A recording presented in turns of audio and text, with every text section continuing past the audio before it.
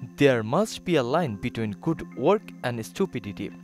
এই ছোট কথাটি বলেছে ১১ বছর বয়সী রামিসা হক, হবিগঞ্জ ৪ আসনের সংসদ সদস্য ব্যারিস্টার সুমনের মেয়ে রামিসা।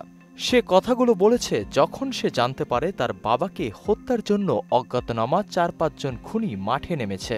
আর মেয়ের কথার ব্যাখ্যা হিসেবে ব্যারিস্টার সুমন বলেন, আমি গুড ওয়ার্ক করি, এজন্য ব্যাড লোকেরা আমাকে থ্রেট দেয়। দুর্নীতির প্রতিবাদ করলে, ভালো কাজ করলে এটা একটা স্টুপিডিটি।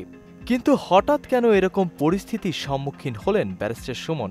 সামাজিক যোগাযোগ মাধ্যমে ব্যাপক জনপ্রিয় সুমন। বিভিন্ন সময় বিভিন্ন জনকে নিয়ে সমালোচনার মাধ্যমে সবার নজরে থাকেন তিনি। ভাড়াটে কিলারদের ব্যাপারে জানতে চাইলে ব্যারিস্টার সুমন বলেন, শুক্রবার আমার থানার ওসি আমাকে জানিয়েছেন যে অজ্ঞাতনামা এক ব্যক্তি জানিয়েছে ৪-৫ জনের একটি কন্ট্রাক্ট কিলার গ্রুপ আমাকে হত্যার কন্ট্রাক্ট নিয়েছে। অজ্ঞাতনামা সেই ব্যক্তির সাথে কথা বলে সুমন জানতে পারেন হত্যাকাণ্ডের লিস্টে আমার নাম শোনার পর ব্যক্তিটি ওই জায়গা থেকে চলে এসেছেন। সবকিছু জানার পরদিনই সুমন সংসদে চলে আসেন এবং শেরেবাংলা নগর থানায় জিডি করেন। হুমকির বিষয়ে তাকে জিজ্ঞাসা করলে তিনি বলেন, হুমকির পর আমি ভেঙে যাইনি।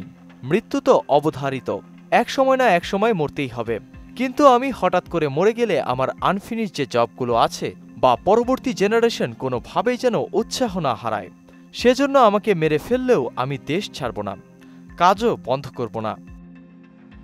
সবশেষে নিরাপত্তার বিষয়ে তাকে প্রশ্ন করলে তার জবাবে সুমন জানান, নিরাপত্তা আমি চাই না, আমি চাই সবাই নিরাপদ থাকুক। আমি নেতা হয়ে নিরাপদ থাকলাম, অন্যরা অনিরাপদ, এমন নিরাপত্তা আমি চাই না। নাসিমুল পারি, সৌরভ, মোহনা ডিজিটাল।